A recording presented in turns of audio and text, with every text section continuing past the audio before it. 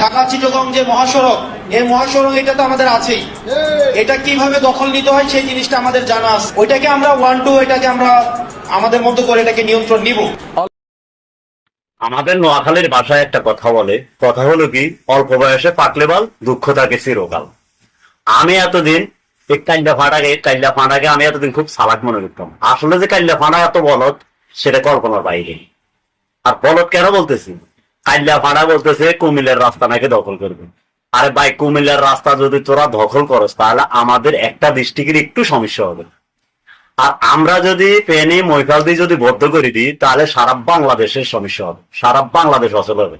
তুই কথাটা চিন্তা করছো? এই যে বন্দরের মালগুলা কোথায় দিয়ে যায়, তুই কথাটা চিন্তা করছো না? দড়ি মারি বলতেছ তোদের কুমিল্লার রাস্তাটা বন্ধ করবি, কুমিল্লার রাস্তাটা অবরোধ করবি। বেটা, একটু চিন্তা করিস, মাথার মধ্যে একটু গিলু রাখিস, মাথার মধ্যে একটু গিলু রাখিস। একটু যদি গিলু রাখস, তাহলে এই এনসিপি যে তোদের, তাহলে তোর বোর ভোটটা হইলেও পাবি। আর যদি গিলু না রাখস, তোর বোর ভোট তো থাকবে কথা, সারা বাংলাদেশে একটা ভোটও পাবে না।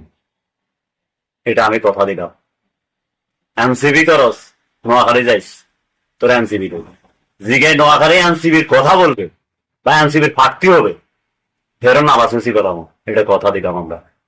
কারণ নোয়াখালীদেরকে সেটাইস না, কার শব্দি ফুটকি চুপ গেছ না।